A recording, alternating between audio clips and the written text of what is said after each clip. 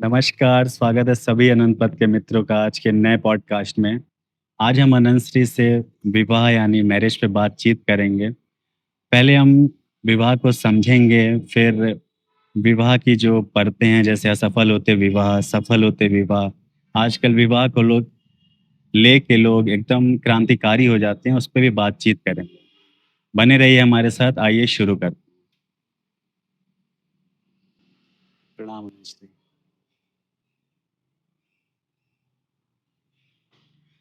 अनंत श्री, विवाह को लेके आध्यात्म जगत में और सांसारिक जगत में भी एक विभाजन रहा है। और विवाह आया कहाँ से? आजकल सोसाइटी में एकदम मैंडेटरी बना दिए विवाह को। तो सबसे पहले विवाह है क्या? हाँ, ये बात बिल्कुल बड़ी जायज़ है और बहुत समझने जैसी है कि विवाह क्या है? विवाह स्त्री और पुरुष का साथ होने का भाव, साथ होने की आकांक्षा है और ये उनके प्राणों में सोई है। तब वो साथ होना चाहते हैं। नैसर्गिक रूप से प्रकृति ने, अस्तित्व ने उनको इस तरह से बनाया है कि वो एक-दूसरे की तरफ आकर्षित होते हैं। हुँ, आकर्षित होकर 2 विकल्प खुलते हैं। एक विकल्प खुलता है जो काम वासना का है, क्योंकि वही आकर्षित करती है कि वो काम वासना में उतरें, बात खत्म हो और वो अपने रास्ते जाएँ, वो अपने रास्ते जाएँ। तो लंबे समय तक मनुष्य ऐसे ही चलता रहा, जैसे पशुओं में हम देखते हैं। हुँ, लेकिन फिर बात यहीं पर रुकती नहीं है, यहीं पर समाप्त नहीं होती है। मनुष्य है तो उसके प्राणों में जीवन में गहरे उतरने की आकांक्षा भी है और एक बिलॉन्गिंगनेस की आकांक्षा है। तो उस बिलॉन्गिंग में साथ होने की भावना और साथ चलने की भावना, इन सब के चलते हुए कालांतर में धीरे-धीरे लोगों ने साथ रहने का निर्णय किया। तो मैं समझता हूँ एकदम से तो नहीं आ गया होगा कि एकदम से लोग ऐसा विवाह करने लग गए होंगे। हुँ, हुँ। पहले कुछ ज़्यादा देर साथ रहे होंगे, फिर कोई और ज़्यादा देर साथ रहा होगा, आते-जाते रहे होंगे लोग सब इस तरह से। और फिर जब साथ रहे होंगे लोग, तो साथ रहने के सुख को भी जाना होगा और साथ रहने की सुविधाओं को भी जाना होगा। सो उसके कारण फिर ये बात आगे बढ़ी होगी कि फिर विधि-विधान से साथ रहना चाहिए। और मनुष्य का मन क्या है, एक eternal story teller. Eternal story teller. मनुष्य का मन एक हमेशा से एक कथावाचक है, कथाएँ कहने वाला है। हुँ, तो अब इसमें देखा जाए कोई कथा नहीं बनती है कि वो आए, देखा, मिला और चले गए। कथा बनती है कि साथ रहेंगे और साथ रहेंगे तो साथ रहने का कोई रिचुअल आविष्कार करेंगे। तो ये रिचुअल भी साथ रहने के देखो कोई मायने नहीं रखते। हुँ, हुँ, उसमें कोई साइंस थोड़ी लगी हुई है, रॉकेट साइंस लगी हुई है कि वो आग के फेरे या जहाँ जैसा होता है। हुँ, अपने हिंदुओं में तो वही होता है कि वो आग के फेरे के चारों तरफ घूमेंगे तो कोई सैटेलाइट लॉन्च हो जाएगा, ऐसा तो होता नहीं। धीरे-धीरे व्यक्ति ने इसको बनाया होगा कि कुछ तो ऐसा करें कि साथ रहने की कहानी की शुरुआत हो। हुँ, जैसे कहानी की प्रस्तावना होती है ना, कोई उपन्यास लिखें, तो एकदम से बीच का पन्ना खोल के पढ़ने लगें तो मज़ा नहीं आता। तो कोई उपन्यास लिखते समय पहले प्रस्तावना लिखते हैं, थोड़ा भूमिका बनाते हैं, एंट्री करने का थोड़ा चार्म होता है। फिर उसका उपसंहार लिखते हैं जब उपन्यास खत्म हो।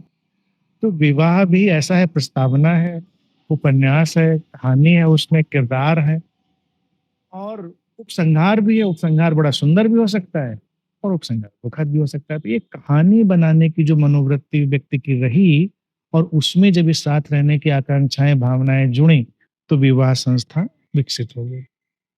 तो जब साथ रहने की जो आकांक्षा है, सेंस ऑफ बिलॉन्गिंगनेस है, तो मतलब क्या विवाह उसके लिए मैंडेटरी है क्या? अगर हम किसी के साथ रहना चाह रहे हैं, तो विवाह मैंडेटरी है? जैसा कि इस पे तो हम आगे बातचीत करेंगे, जैसा कि लिव इन आ रहा है या फ्रेंड्स हैं, साथ में रहना शुरू कर रहे हैं। तो विवाह क्यों ज़रूरी है? विवाह बिल्कुल ज़रूरी नहीं है। विवाह एक देखा जाए संक्रमण से गुजरती हुई संस्था है और विकसित होती हुई संस्था है, इसमें विकास होना चाहिए। विवाह के कुछ फ़ायदे भी हैं और कुछ नुकसान भी हैं। और उन कारणों से विवाह देखा जाए इतने समय से टिका भी है। जब व्यक्ति ने विवाह की संस्था का आविष्कार किया, तो ऐसा नहीं रहा कि लोगों ने बीच में प्रयोग नहीं किए, छुट-पुट प्रयोग किए। कहीं किसी ने कम्यून का प्रयोग कर लिया कि लोग लिविंग टुगेदर हो जाए, कहीं किसी ने कोई और प्रयोग कर लिया, लोग आते-जाते रहे। तो अब जैसे ये लिव इन का आ गया, तो लिव इन भी सफल नहीं होने वाला। विवाह भी अंतिम रूप से आने वाले समय में सफल नहीं होने वाला। ऐसा क्यों? सफलता के लिए हमको कोई और चीज़ लानी पड़ेगी, मानवीय चेतना के विकास के साथ संयुक्त कोई स्थिति। विवाह की संस्था ही कुछ परिमार्जित होगी, मुझे लगता है। क्योंकि अभी देखिए, मनुष्य के अंदर 2 बातें बहुत प्रगाढ़ थी। एक तो जब हम जुड़े किसी से, तो गहराई से जुड़े, बेशर्त जुड़े। वो होती है अभी भी। देखिए, हम मित्रता करें, हम किसी से मिलें, तो हम उथला संबंध नहीं चाहते। हुँ, हम शैलो रिलेशन नहीं चाहते। हम चाहते हैं संबंध हो तो गहरा हो, ऊँचा हो, बेशर्त हो, उसमें कोई सीमाएँ ना रहें। ये मानवीय मन की एक, देखा जाए, दैवीय अदम्य आकांक्षा है। और फिर उसके साथ उसका विकसित होना ज़रूरी है। उसका मन विकसित हो, हुँ, विकसित होगा तो ये बात फलीभूत होगी। अभी क्या है कि ये वाली आकांक्षा तो रही, इसको लोगों ने किनारे कर दिया। अब वो हो गया एक व्यवस्थागत ढांचा, जिसको कानून सँभालता है, जिसको समाज सँभालता है, जिसको नियम, नैतिकता सँभालती है। अर्थात व्यक्ति चेतन रूप से इतना विकसित नहीं है कि वो कमिटमेंट के, समर्पण के इतने गहरे तलों में जा सके। अच्छा, वो हो तो समस्या क्या है? हुँ, हुँ। हम किसी से मिले, हमारा समर्पण अटूट है, बेशर्त है, बात खत्म हो गई। जिसको कहावत भी कही जाती है, मियाँ बीबी राजी तो क्या करे काजी। तो काजी तो पाजी है। तो संस्थाएँ इसीलिए क्या है ना कि एक व्यक्ति को दर्द भी दे रही हैं, क्योंकि कानून के सहारे सँभाला जा रहा है। ये साथ में होना तो इनकी बिलॉन्गिंगनेस नहीं है, ये साथ में होना तो नहीं चाहते हैं, हुँ, लेकिन कानून से बाँध दिया इनको, इनको हमने सामाजिकता से बाँध दिया।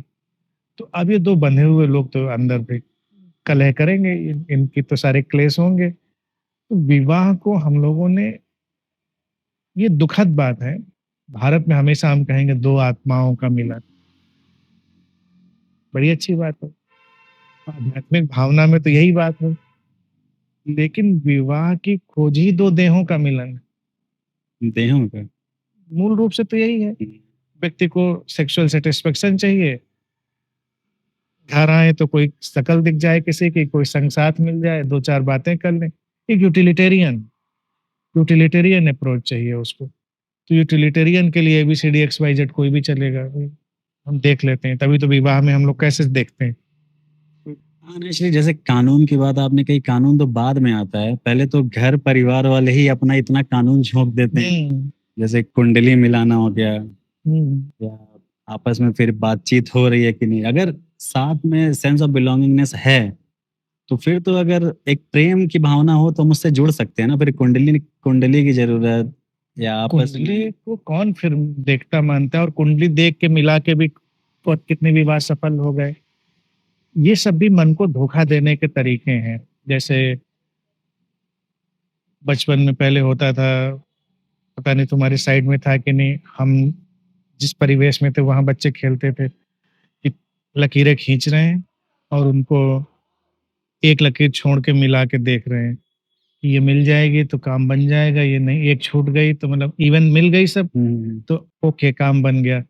तो कहीं कोई लड़का जा रहा है एग्ज़ाम देने, तो उसने 10-12 लकीरें कट-कट के खींची, फिर एक-एक छोड़ के मिलाई उसने, कि पता है तेरे को पद्धति भी हमारी तरफ बड़ी मज़ेदार पद्धति थी। तो ऐसे रैंडमली कागज़ लिया और तमाम लकीरें खींची, फिर बीच की एक लकीर छोड़ के सबको ऊपर से ऐसे-ऐसे मिलाया। हुँ, अगर सारी मिल गई, तो बहुत खुश होता था, मतलब मिल गई हुँ, सारी चीज़ें, अब काम हो जाएगा। और अगर एक छूट गई आखिर में, तो निराशा होती थी, काम नहीं बनेगा। हुँ। लेकिन लड़के यहाँ पर मानते नहीं थे, बच्चे जो थे हम देखते थे, वो 10 बार खींचते थे जब तक कोई मिला ना ले। तो जो आखिर में मिलती थी उससे संतुष्ट होके अपना फिर आगे जाते थे। पेपर देने जाने, पेपर आज अच्छा होगा कि नहीं होगा? अब यही कुंडली मिलाना है। कुंडली मिलाना और उन लकीरों के मिलाने में कोई और गंभीरता नहीं है। मन को सुकून देना चाहता है व्यक्ति कि ये अच्छा होगा, सब बढ़िया होगा। अच्छा, जो कुंडली मिलाते हैं देखो, इतनी हास्यास्पद बात शादी में, वो मेनू में कोई ज्योतिषी सलाह नहीं लेते, वेन्यू में नहीं लेते, क्या पहनेंगे कपड़े उसमें नहीं लेते, कितने मेहमान बुलाएंगे, किसको बुलाएंगे, इसमें किसी में नहीं लेते। यानी जो सबसे इंपॉर्टेंट मेजर डिसीजंस हैं उसमें कोई डिसीजन नहीं लेते। इनको बेचारों को परेशान करने के लिए जो बच्चे हैं, लड़के लड़के, उनके लिए वो, और फिर वो उसमें धार्मिक भावनाएं भी जोड़ देते हैं, कुंडली को लेकर अपने अंधविश्वास जोड़ देते हैं। हालांकि वो अंधविश्वास इसलिए क्योंकि अधकचरा है, वो बाकी पहलुओं पर नहीं मिला रहा है, एक छोटे पहलू पर। खैर वो तो एक अदर पक्ष हो गया शादी का, कुंडली मिलाना और ये सब, उसकी हम लोग अभी चर्चा में अभी नहीं जाएंगे। मूल मुद्दा ये है कि शादी इस तरह से अनिवार्य है कि नहीं, जहां हम पकड़ के ही दो लोगों को साथ में रख देते हैं, वो साथ होना चाहते होना चाहते, ये प्रश्न है महत्वपूर्ण। तो यहाँ पर मैं तो यही कहूंगा कि नहीं रखना चाहिए पकड़ के। अगर कोई लड़की कोई लड़का नहीं होना चाहता है किसी के साथ, वो अकेले प्रसन्न है या किसी और के साथ प्रसन्न है, तो जिसके साथ प्रसन्न है उसके साथ रहने दो उसको। अकेले प्रसन्न है तो अकेले रहने दो। जबरदस्ती आप पकड़ के रखेंगे तो ये विवाह तो नहीं कहलाया जाएगा, तो फिर ये तो कुछ अलग सजा हो जाएगी व्यक्ति के लिए। उस पे अनंत जी भी आएंगे आगे, लेकिन जो ढांचा है, जैसे अभी हम लोगों ने सामाजिक ढांचे की बात की, आप किस तरीके से अगर विवाह को परिमार्जित करना होगा या उसका विशुद्ध रूप लाना हो, तो आप क्या प्रस्ताव रखेंगे? मैं विवाह के समर्थन में हूँ, मैं विवाह के विरोध में बिल्कुल भी नहीं हूँ, क्योंकि मैं ये जानता हूँ कि स्त्री पुरुष एक दूसरे के लिए प्रकृति ने परिपूरक जैसे बनाए हैं, और वो परिपूरक की तरह से एक दूसरे के साथ रह सकते हैं, उनको रहना भी चाहिए, सुंदर बनता है जीवन। व्यक्ति कई बार आध्यात्मिक अगर साधना की ही बात करी जाए, आध्यात्मिक पथ पर चलने, अनंत पथ पर चलने की बात करी जाए, तो अकेले चलने से बेहतर होता है साथ में किसी के चलता है, बेहतर चल लेता है। तो मैं समर्थन करूंगा, चलो भाई, लेकिन इसके पहले उनकी सचेतनता का विकास करना पड़ेगा। उनको अपने अंदर, जिसको मैं कहता हूँ पीस, हैप्पीनेस, लव, हार्मनी वाले इंग्रेडिएंट को डालकर मैच्योर होना पड़ेगा, विकसित होना पड़ेगा। साथ होने की भी कला है, बीइंग टुगेदर इज आर्ट। वो ऐसे थोड़े एकदम से कूद पड़े किसी के साथ और साथ हो लेंगे। तो जब किसी के अंदर वो अवेयरनेस, वो सेंसिटिविटी, वो कंपैशन, वो अंडरस्टैंडिंग, वो सब आ रही है, तो साथ रहने के अनुकूल हो गया। फिर इसमें थोड़ा-सा चांस भी लेना पड़ेगा। चांस ये लेना पड़ेगा कि कभी किसी को साथ किसी के चलने का मन करे, तो वो विवाह के रूप में साथ में चले। अब यहाँ पर सामाजिक लोगों को परेशानी ये होगी कि ये मन तो हो सकता है कभी किसी का करे, कभी किसी का ना करे। तो मैं प्रस्तावना यही दूँगा, जो पूछते मेरा विचार क्या है, मैं नहीं करता तो ना चले, करता है तो चले, इससे अंतर क्या पड़ना है। हमको ज़बरदस्ती वाले विवाह हटा लेने पड़ेंगे। जो ज़बरदस्ती वाले विवाह हैं, और विवाह की अनिवार्यता को हटा लेना पड़ेगा कि विवाह बिल्कुल अनिवार्य ही है, उसको हटा देना पड़ेगा। जब 2 व्यक्ति एक दूसरे के साथ समर्पण की उस गहरी धारा के साथ चल सकते हैं और एक दूसरे को ऊपर उठाने में सक्षम हों, एक दूसरे के साथ होकर उनके प्राणों में कोई वसंत आता हो, कोई फूल खिलता हो, तो वो साथ में चले, अन्यथा वो प्रतीक्षा कर सकते। तो पता कैसे चले? मान लीजिए अगर किसी को शादी करना है या किसी को नहीं करना है, तो उसको कैसे पता चले कि तुमको नहीं करना है? या जिसको करना है वो कैसे पता चले उसको कि मेरा पार्टनर जो है वो साथ में अपलिफ्ट करेगा हम एक दूसरे को? हाँ, ये प्रश्न तो गंभीर है कि कैसे पता चल। एक तो वो करना चाहता है, तो करना चाहता है का तो ऐसा है नहीं कि वो सड़क पे चलते हुए किसी से भी पूछ बैठेगा कि भाई मुझसे शादी करोगे या करोगे, ऐसा संभव नहीं है। प्रैक्टिकल प्रैक्टिकल चलना पड़ेगा, तब तो उसको प्रैक्टिकल रास्ते से ही चलना पड़ेगा। प्रैक्टिकल रास्ते में चलते समय अब ये है कि अभी के समाज में तो उतनी सक्षम संस्थाएं और परिवार नहीं है कि 2 लोगों के अनुकूल, अब वो कुंडली मिलाने के चक्कर में पड़ गए ना। 2 लोगों के मनोवैज्ञानिक मिलान, उनके भावनात्मक मिलान, उनकी इमोशनल इंटेलिजेंस, उनकी स्पिरिचुअल इंटेलिजेंस, इन सबको मिलाइए, इनको देखिए, थोड़ा थोड़ा टाइम लीजिए।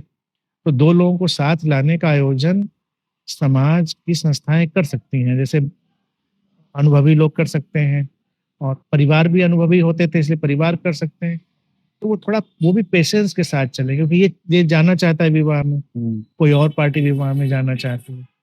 आजकल तो देखिए थोड़ा पहले से विकसित हो गया है, पहले इतना नहीं था कि आजकल तो हम लोग मौका भी देते हैं दूसरे को मिलने का। पहले तो शादी तय हुई और हो गई, एक-दूसरे की शक्ल भी शादी के बाद देखते थे पुराने लोग। लेकिन आजकल तो लोग मिल लेते हैं, तो वहाँ पर इस सुविधा को हम लोग छोड़ सकते हैं कि हाँ, मिल के भी तुमको अच्छा लग रहा है तो ओके, तुम चलो साथ में। और ये सच्चाई जानते हुए भी कि 2 बार, 10 बार किसी से मिलके भी किसी के बारे में हम बहुत कुछ नहीं जान सकते। लेकिन बस इतना तो हम जान सकते हैं कि इसके साथ बैठ के मुझे अच्छा लग रहा है कि नहीं लग रहा है, ये तो बड़ा कॉमन सेंस है। हुँ। और अगर किसी को ये कॉमन सेंस ही नहीं है, तो फिर वो नॉनसेंस है। तो वो नॉनसेंस लोगों को शादी करनी भी नहीं चाहिए। और जो नहीं करना चाहता है वो कैसे पता करे? जो नहीं करना चाहता है, एक तो देखिए उसके अंदर बड़ी रोचक बात होगी कि वो शादी के विरोध में नहीं होगा। वो विवाह मैं नहीं करूँगा जैसा संकल्प भी नहीं लेता होगा। उसके प्राणों से पुकार नहीं आती होगी। बस इतनी सी बात। वो ये नहीं कहता मैं शादी नहीं करूँगा और वो उसके पास तर्क नहीं हुआ कि मैं इसलिए नहीं करूँगा कि शादी में उपद्रव है, मैं इसलिए नहीं करूँगा कि शादियों में ऐसा है, मैंने ऐसा देखा। वो कोई उसके पास तर्क नहीं है। उसको उसको है कि मैं अपने में संतुष्ट हूँ और जीवन में मेरे बहुत सारे और उद्देश्य, सपने हैं। विवाह मेरे लिए उतना मायने नहीं रखता। मेरा टाइप वो नहीं है किसी के साथ उस तरह से चलकर आगे बढ़ने का। तो ये बात तो उसको बड़ी साफ-साफ पता होगी उस व्यक्ति को। लेकिन अगर वो प्रतिक्रियावादी है, विवाह के नाम से चिढ़ता है, तो ये मान लो ये सिर के बल खड़ा हुआ विवाह का इच्छुक व्यक्ति है। ये किसी प्रतिक्रिया के कारण नहीं करना चाहता, या वो किसी के पास पूछने चला जाए कि मुझे विवाह करना चाहिए कि नहीं करना चाहिए, तो इसका मतलब ये करना चाहता है। क्लियर ही नहीं है। क्लैरिटी ये होती है कि हम उधर देख ही नहीं रहे हैं, हमारे लिए वो इतना महत्वपूर्ण है नहीं। तो नहीं महत्वपूर्ण है, तो इसको जानने में तो कोई अड़चन नहीं है। बहुत सारे लोग ऐसे हो सकते हैं, जिनके तमाम सपने हैं, तमाम आकांक्षाएँ, वहाँ पर भी हालाँकि एक जो क्लॉज़ है, पॉइंट जुड़ेगा कि वो व्यक्ति भी ओपन एंडेड होना चाहिए, ओपन एंडेड। ओपन एंडेड होने में कभी मान लो किसी जीवन के मुकाम पर कोई उसको ऐसा मिलता है, जिसके साथ उसके प्राणों में कोई हलचल होती है, उसको लगता है कि हम साथ रह सकते हैं, रह सकता है। तब कोई कहने वाला नहीं होना चाहिए कि तुम तो कहते थे मैं अकेले चलूँगा, अब तुम साथ चल लो। ठीक है, इस मुकाम पे उसको लगता था अकेले चलेंगे, उस मुकाम पे उसको लगा कि हम साथ चलेंगे, उसमें कोई डिफरेंस नहीं। लेकिन जो नहीं करना चाहता है, उसके भीतर तो स्पष्टता बहुत आराम से होती है, मैं समझता हूँ, कोई कन्फ्यूजन नहीं होता। समाज में अक्सर एक कहावत चलती है कि शादी के लड्डू जो खाए वो भी पछता है, जो ना खाए वो भी पछता है। हाँ, ये सच बात है। वो एक ऐसा पहलू है। हाँ, ये सच है। सच है, कहावतें देखिए जो भी बनती हैं, लोकोक्तियाँ जो बनती हैं, वो बड़े अनुभव पे बनती हैं। तो जब लोकोक्तियाँ होती हैं तो उनको गौर से देखना और समझना चाहिए। अब शादी करके पछताना और ना करके पछताना दोनों की स्थिति एक है। जो कर लेता है, वो देखता है कि वो सब कुछ तो यहाँ नहीं मिला जिसके लिए हम आए। क्योंकि हम शादी में जाना चाहते हैं, विवाह में, पारस्परिक विकास के लिए, और तो कोई क्राइटेरिया नहीं है। लेकिन वो देर-सबेर बन के रह जाते हैं पारस्परिक शोषण। ये व्यक्ति छटपटा रहा है। जो नहीं करता है और साथ-साथ दोनों को घूमते देखता है और हँसते, बोलते, इठलाते, इतराते और प्रदर्शन करते खुशियों का, सो पता नहीं कौन-सा स्वर्ग मुझसे चूका जा रहा है। कुछ ऐसा स्वर्ग है जो मुझसे चूका जा रहा है, तो वो भी पछता रहा है। वो तो बस किसी वो सोचता है किस तरह से इस स्वर्ग में हमको प्रवेश मिल जाए, पछता रहा है। उदाहरण के लिए कई चीज़ें ऐसे देखो समाज में। कोई स्त्री विश्व सुंदरी चुन ली जाती, पूरी जनता और युवा वर्ग एकदम से दीवाना होता है। कितने लोगों के कमरों में, घरों में पोस्टर लग चुके होते हैं, काश मेरे जीवन में आ जाए। फिर वो विश्व सुंदरी किसी के जीवन में आ जाती, उससे निभाया नहीं जाता, उसके साथ चला नहीं जाता, फिर पता चलता है उनका डिवोर्स हो रहा है। क्योंकि इंसान विश्व सुंदरी हो या विश्व सुंदरा हो, वो इंसान तो एक अलग पैकेज है। एक तो वो हाड़ मांस का पुतला है, कमियों का, अच्छाइयों का, बुराइयों का एक पैकेज है, बहुत कुछ। रहना हमको फुल पैकेज के साथ होता है। वो धीरे-धीरे निकल कर आता है। वो जब निकल कर आता है तो कई बार हमारे मनोनुकूल नहीं भी हो सकता है वो। और अभी क्या है कि अगर 2 लोग बहुत स्वार्थ भावना से प्रेरित मिल जाएँ, तो वो अपनी ही स्वार्थ की सिद्धि में लगे हैं, तो वो पारस्परिक शोषण वाली चीज़ आ गई। विवाह में जाना चाहिए उन 2 लोगों को जो करुणा से कम आपूर्ति, तो दूसरे को कम से कम करुणा से वो देखेंगे कि इसके लिए भी हमें कुछ आगे करना है, हम लोग साथ-साथ विकसित हों। तो इसलिए देर-सबेर क्या होता है, विवाह एक त्रासदी बन जाता है। अब बच्चे हो जाते हैं, ये सब हो जाता है, उसमें वो थोड़ा फँस जाते हैं लोग, उनको उस जाल में उनको लगता है कि क्या करें? अब तो ये पूरा इतना फैल गया है सारा मामला, कितना प्यार है, कितना नहीं है, ये सब प्रश्नों के दायरे बने रह जाते हैं। मूल बात तो वही है, उन चारों चीज़ों की तलाश में ही व्यक्ति गया है विवाह में। प्रेम की तलाश में, शांति की तलाश में, प्रसन्नता की तलाश में, समस्वरता की तलाश में। और विवाह एक बहुत उत्तम संस्था हो सकती है जहाँ पर इनका हम पोषण कर सकते हैं। लेकिन बशर्ते दोनों लोग उस संतुलन में हों, तब। हमेशा लेकिन आप जैसा बता रहे हैं कि अगर मैरिज है उसके बैकड्रॉप में लव होना चाहिए। लेकिन ज़्यादातर तो समाज में यही दिखता है ना कि लोग सेक्स को लेके ही विवाह में जाते हैं। हाँ, उनको। और ये कोई देखिए नई बात नहीं, ये पहले से भी था जब विवाह संस्था बनी, पशुओं में भी वो प्रवृत्ति थी, मनुष्यों में भी हुई, कि जो बलशाली होता था, वो तमाम स्त्रियों को अपने अधीन करके रख लेता था। तो समाज का संतुलन एक समय था जब बिगड़ रहा था, कि जो कमज़ोर या उतना ही युद्ध कुशल व्यक्ति नहीं होता था, उसको कोई स्त्री मिलती ही नहीं थी। हुँ, अर्थात वो अगर अपनी काम वासना की पूर्ति के लिए भी कहीं जाना चाहे तो उसके लिए कोई रास्ता नहीं था। तो ये जो समाज में बेचैनियाँ और पीड़ाएँ थीं, इसके लिए लोगों ने निष्कर्ष निकाला कि भई शादियाँ करा दो, कम से कम लोगों के लिए एक दरवाज़ा तो खुल जाए। ऐसा ना हो कि एक संतुलन बिगड़ा, एक तो 10 शादियाँ करके बैठा है और एक भी नहीं कर पाया। हालाँकि आज तो अगर हमें किसी को अभिशाप देना हो तो कहना जा तेरी 10 शादी हो जाए। किसी को शाप देना आज के समय में तो यही है। पहले समय में लोग बड़े खुश होते थे। तो वो संतुलन बनाया तो काम वासना के लिए ही गया था। वो संतुलन प्रेम के लिए नहीं बनाया गया था। वो संतुलन काम वासना के लिए बनाया गया। अब काम वासना में भी कोई बुराई नहीं है। काम वासना एक नैसर्गिक भावना थी, नैसर्गिक रूप से 2 लोग साथ में उसको जीना चाहते थे, तो उसको भी बड़े स्वस्थ ढंग से, नैसर्गिक ढंग से वो जी सकते हैं, वो भी उचित है। विवाह में भी इस चीज़ को बहुत अच्छे से जिया जा सकता है। और भारत में देखिए ये भी एक बड़ा प्रयोग हुआ। भारत में कहा गया कि हम तंत्र के माध्यम से साधना को ले जा सकते हैं, जहाँ स्त्री-पुरुष के संयोग से भी हम उनके लिए एक रास्ता खोल सकते हैं आध्यात्मिक विकास का। काम वासना भी रास्ता बन जाएगी। तो काम वासना के रूपांतरण का रास्ता खोजा गया हुँ। और ये बड़ा उचित था। इसलिए अभी जैसे आपने काम वासना से प्रेम की तरफ बोला हम लोग बढ़ते हैं विवाह में। तो प्रेम से भी काम वासना विवाह में पैदा हो सकती है। हो सकती है। सवाल ये है ना कि मेरा ये हमेशा कहना है, काम वासना से इतना लोग भयभीत क्यों हैं? काम वासना प्रेम में ले जा सकती है, प्रेम काम वासना में ले जा सकता है। प्रेम में काम वासना जब आती है, तो वो प्रेम का एक फिज़िकल एक्सप्रेशन होती है। another kind of physical expression of love. Hmm, Too beautiful.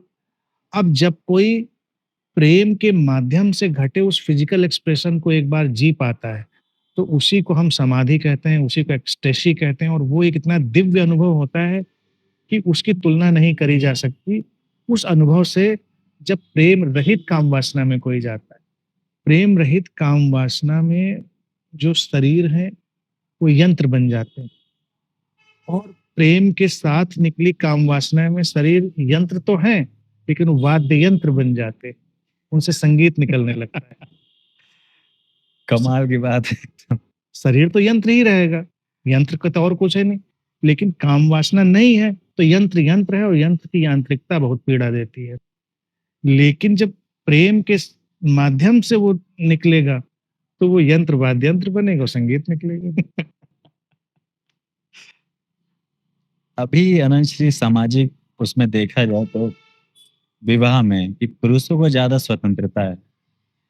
पहले अगर देखा जाए जो कहानियाँ भी हम लोग सुनते थे और होता था स्वयंवर होता था, उसमें स्त्रियाँ खुद पुरुषों को चुनती थी।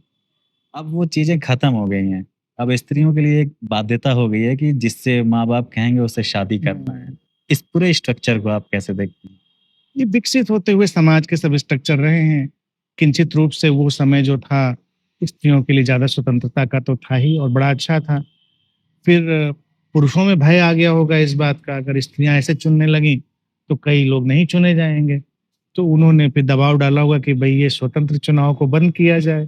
फिर तो लगातार बदलाव चलेंगे। लेकिन अब कालांतर में जैसे चीज़ें हुई, और अब शिक्षा का विकास हो रहा है, तो शिक्षा के विकास के साथ अब स्त्रियों के पास फिर से चुनने की क्षमता आ रही है, फिर से वो चुन पा रही हैं। तो जब स्त्रियाँ नहीं चुन पा रही थीं, तो स्त्रियाँ एक तरह से शोषण का बहुत शिकार हुई, वो मशीन बन के रह गईं। वो दुखद पहलू था। अब दुखद पहलू को दूर करने का तो यही उपाय था कि शिक्षा का प्रसार हो, शिक्षा बढ़े, लोग आगे बढ़ें। तो अब जैसे-जैसे एजुकेशन का दायरा बढ़ रहा है, तो फिर से स्वयंवर की व्यवस्था है। स्वयंवर का मतलब स्वयं चुन लेना, तो अब फिर से स्वयं चुन लेने की क्षमता आ रही है। वो अच्छा है, ये बदलते हुए दायरे हैं समाज के। विवाह के रजिस्ट्री स्ट्रक्चर को हम लोग समझ रहे हैं। एक उसमें और चीज़ आती है कि बच्चा होना। तो विवाह में जैसे अब घर परिवारों में ये होता है कि अगर विवाह हो गया है, तो बच्चा करना एक मैंडेटरी बना दिया गया है। हुँ। बच्चा पैदा करना देखिए मनुष्य के अहंकार की आकांक्षा है। Childrens are extension of ego. मनुष्य के अहंकार का फैला हुआ विस्तार हैं बच्चे। वो धन संपत्ति इकट्ठी करता है, अपना सरंजाम जो बनाता है, तो सोचता है उसको भोगने के लिए मेरा ही कोई होना चाहिए, मुझसे निकला हुआ वारिस होना चाहिए। वो ये नहीं मान पाता कि धन संपत्ति अर्जित करने का गुण था, तो बड़ी अच्छी बात है, उसके लिए कुछ सृजनात्मक हो सकते हो, क्रिएटिव हो सकते हो, समाज को सुंदर बनाने में योगदान दे सकते हो, बहुत कुछ और कर सकते हो, अपने सपनों को जी सकते हो, जीवन में अपने जो भी अच्छे पहलू हैं उनको विकसित कर सकते हो, बहुत सारी चीज़ें हो सकती हैं। लेकिन बच्चा क्या होता है कि मैं अगर पीछे ये प्रॉपर्टी छोड़ गया, तो कैसे जाएगी? तो इसी को लोग कहते हैं ना कि वंश कैसे आगे बढ़ेगा, वंश कैसे चलेगा? मेरे पिताजी ने भी एक बार मुझसे बात पूछी थी जब मैं ग्रेजुएशन यूनिवर्सिटी में था। उन्होंने कहा, "तुम लोग शादी-वादी नहीं कर रहे हो, वंश तो लग रहा है बंद ही कर दोगे तुम लोग।" तो मैंने अपने पिताजी से पूछा कि मैं ये बताइए, आपका वंश इतना कौन-सा महान है कि जिसको चलना ही चाहिए? और आपका वंश अगर नहीं चलेगा तो समाज की कोई बड़ी हानि होने वाली है, या ऐसी कोई चीज़ है जो बड़ी चूक जाएगी, आप हमको कन्विंस कर दीजिए, कल ही से आपका वंश बढ़ाना शुरू करते हैं। तो बेचारे कन्विंस नहीं कर पाए तो बात रह गई। आज विवाह पे अनंत जी बातचीत हो रही है तो कई अनंत पथ के मित्र हैं और कई लोग हैं जो यूट्यूब पे आप लोग आपको सुनते भी हैं। तो लोगों का अक्सर एक पूछना होता है कि अनंत श्री ने विवाह क्यों नहीं किया? या जो आध्यात्मिक गुरु होते हैं, हुँ। उनका विवाह कम ही देखने को मिलता है। ऐसा क्या होता है गुरुओं में? देखिए, दूसरे क्या करते हैं, गुरु लोग क्यों चुनते हैं, वो मैं नहीं जानता। कई जगह तो देखिए वो तमाम और कारणों से कि विवाह नहीं करना चाहिए, स्त्री से दूर रहना चाहिए, ये वाले कारण भी होते हैं। मेरे साथ तो देखते ही हो कि स्त्रियाँ भी सब आस-पास हैं, कितनी सहजता से सब रहते हैं। कोई ये नहीं कि स्त्रियों को देख के आदमी कूद-कूद के भाग रहा है। मेरे फॉर्मेट का उत्तर मैं दे सकता हूँ, जो कि लोगों के बहुत काम भी आ सकता है कि विवाह मेरे फॉर्मेट में घटा ही नहीं, क्योंकि विवाह की कोई आकांक्षा ही नहीं होती। प्रारंभ से ही एक ऐसी परिपूर्णता ने घेर लिया कि उस परिपूर्णता में कुछ और पूर्ण होने के लिए किसी की आवश्यकता ही नहीं थी। मैं तो परिपूर्णता बाँट सकता था, जो कि बाँट रहा था, आज भी बाँट रहा हूँ। जिसको लेना है वो ले रहा है। विवाह अक्सर अधूरेपन की आकांक्षा से उठते हैं, कोई मिलेगा तो मुझे पूरा करेगा, किसी के साथ चलने की। तो अब मेरे फॉर्मेट में जो रहा, जो बिल्कुल सच्चा आंसर है, मतलब अब उसको लोग समझ सकते हैं जैसे भी समझना चाहें, कि आकांक्षा ही नहीं है किसी के साथ चलने की, किसी के साथ होने की, किसी के साथ बैठें, किसी के साथ बातें करें, उठें, ये कोई आकांक्षा ही नहीं आई। जब ऐसी आकांक्षा नहीं आएगी तो विवाह कहाँ से होगा? अभी देखो, अभी कुछ दिन पहले मेरे एक मित्र मिले, बहुत पुराने मित्र हैं, मेरे साथ 10th 11th वगैरह करते थे। तो आकांक्षा रहित जब आप ऐसे में होते हैं तो आप पे हालत ये हो जाती है। तो उन्होंने मुझसे कहा कि वो जो हम लोग इंटरमीडिएट में थे ना, तो वो 3-4 लड़कियाँ थीं अपने क्लास में। तो मैंने उनसे पूछा, अपना कोएड था क्या? कह रहे हैं, अरे क्या बात कर रहे हैं? कोएड तो था। मैं आज तक जाना ही नहीं कि मैं इंटरमीडिएट तक कोएड में पढ़ा था। पढ़ रही थी तो पढ़ रही होंगी, मेरे से क्या लेना-देना, भई पढ़ रही तो तुम पढ़ो, हम अपना पढ़ रहे हैं। तो आप जब इस तरह से डिटैच्ड उसमें हैं, तो विवाह कैसे आएगा आपके जीवन परिपथ पर? और किसी भी क्षण, किसी भी मुकाम पर अब अस्तित्व नहीं, या तो ऐसा पैकेज ही बना दिया होगा, किसी अधूरेपन, किसी पूर्णता की तलाश मेरे अंदर आई ही नहीं। तो जो था हर क्षण अपने में, अपने ढंग से उस समय परिपूर्ण था, वो आज की तारीख में परिपूर्ण है। मैंने ये नहीं सोचा कि मैं विवाह नहीं करूँगा। अस्तित्व अगर ऐसे किसी जाल को फैला रहा होता और कुछ घटनाक्रम बन गया होता, तो मैं कोई विरोध में भी नहीं था। लेकिन फिर क्या है ना कि आप आपके साथ अगर कोई चले तो फिर उस स्तर से वो चीज़ होनी भी चाहिए। अगर आप इतने डिटैच हो तो कोई चल भी नहीं पाएगा, क्योंकि विवाह में तो एक आसक्ति भी चाहिए ना। इसीलिए विवाह की एक बड़ी मज़ेदार चीज़ होती है। विवाह में सबसे ज़्यादा विरोध किस चीज़ का होता है? ध्यान, साधना, संन्यास। क्यों? ये तो अच्छी बात है, विरोध क्यों करते हो? विवाह में कभी शराब, नशा, व्यभिचार, इनका विरोध नहीं होगा। दबे-दबे ढंग से करेंगे, नहीं, नहीं, नहीं, नहीं। लेकिन वो सब खुश होते हैं, क्योंकि नशा रहेगा तो स्त्री को पुरुष का, पुरुष को स्त्री का नशा भी रहेगा। अगर व्यक्ति के अंदर व्यभिचार की दृष्टि रहेगी तो वो लोलुप दृष्टि इधर भी रहेगी, थोड़ी-थोड़ी उधर भी रहेगी। चलता सब है। तो वो कुशल लोग कहेंगे ज़्यादा नहीं, थोड़ा रखो, ज़्यादा मत करो, लेकिन चलता रहे। तो कभी भी ऐसा विरोध परिवार में नहीं देखोगे कि वो व्यक्ति अब शराब पीने लग गया, वो ठेकों पे जा रहा है, वो बार में जा रहा है। अच्छी बात है कि नशे में ही जा रहा है ना, तो नशा तो ये भी है। लेकिन अगर 2 दिन पता चल जाए कि वो ध्यान में जा रहा है, ध्यान में जा रहा है, घर में कलह शुरू हो जाती है, क्योंकि ध्यान में जाएगा तो थोड़ा अनासक्त होगा तो आसक्त उधर से भी हटेगी। और विवाह को लोगों ने आसक्ति का खेल बना दिया है, जबकि विवाह अनासक्ति की खिलावट भी हो सकती है। हो सकती है। क्यों नहीं हो सकती? स्त्री-पुरुष साथ में हों, तो आसक्त होके ही साथ में हों, ऐसे क्यों है? स्त्री-पुरुष अनासक्त होके भी साथ में हो सकते हैं, तब उनकी शुद्ध स्त्री ऊर्जा और शुद्ध पुरुष ऊर्जा कुछ नए का निर्माण करेगी, कुछ नया निर्मित होगा।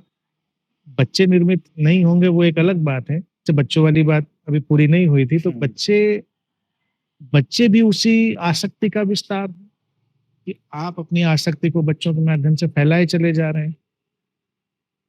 और फिर यहाँ पर व्यक्ति ने प्रकृति के सम्मोहन का भी शिकार है, क्योंकि प्रकृति तो चाहती है स्पीशीज का विस्तार हो। वो ये नहीं चाहती कि तुम्हारा वंश आगे जाए, तुम्हारा बच्चा आगे जाए।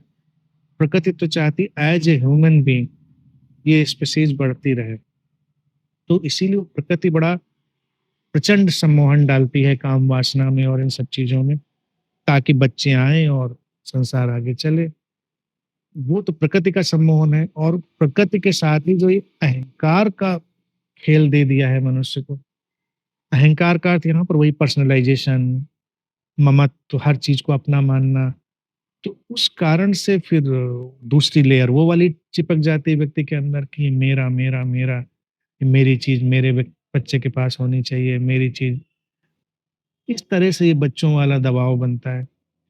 जबकि बच्चे स्वस्थ, सुंदर और सहज ढंग से आए संसार में तो अच्छी बात है, उसमें कोई बुराई नहीं। क्योंकि बच्चे आए होंगे तभी तो हम लोग भी बैठे हैं। तो इसलिए मैं ये नहीं कहूँगा कि बच्चे नहीं आने चाहिए, लेकिन माता-पिता को पहले हमें इस योग्य अगर बना देने की व्यवस्था बन जाए कि वो आर्थिक रूप से, मानसिक रूप से, भावनात्मक रूप से बच्चे के साथ सही से चल सकते हैं, तो बच्चे आएँ, कोई बुराई नहीं। बहुत शानदार। नहीं, अभी स्ट्रक्चर पे तो आपने एकदम ज़बरदस्त जो अंतर्दृष्टि दी है हमें, बहुत काम की है और इस समय तो बहुत ज़्यादा काम की है। और अभी विवाह के कई परतें हैं। बहुत पढ़ते हैं अभी। अभी जो घटनाएँ घट रही हैं विवाह को हुँ। लेके, उस पे बातचीत करनी है हमें आपसे। हुँ। तो बात समाज एक करवट ले रहा है। प्रणाम। सभी अनंत पथ के मित्रों का बहुत-बहुत आभार और बहुत खुशी की बात है कि अब अनंत पथ के मित्र चैनल को सब्सक्राइब कर रहे हैं, वीडियो को ज़्यादा से ज़्यादा शेयर कर रहे हैं, लाइक कर रहे हैं। आज हमने अनंत श्री से विवाह पे बातचीत की है और जो अनंत श्री ने ज़बरदस्त अंतर्दृष्टि दी है, वो हमारे बहुत काम की है। विवाह को लेके अभी कई सारी परतें हैं, जैसे अभी जो न्यूज़ आ रही हैं कि असफल विवाह के कारण सुसाइड की घटनाएँ घट रही हैं। हमारा जो वैवाहिक जीवन है वो सफल नहीं हो पा रहा है, क्या कारण है? उस पे कई सारी बातें हम अनंत श्री से करेंगे। बने रहिए हमारे साथ, चैनल को सब्सक्राइब करना ना भूलें और जो भी मित्र चाहते हैं कि उनके जो प्रश्न हैं उनका आंसर मिले तो अपने प्रश्नों को कमेंट बॉक्स में डालना ना भूलें। नमस्कार, मिलते हैं अगले नए पॉडकास्ट में, विवाह पे ही बातचीत करेंगे।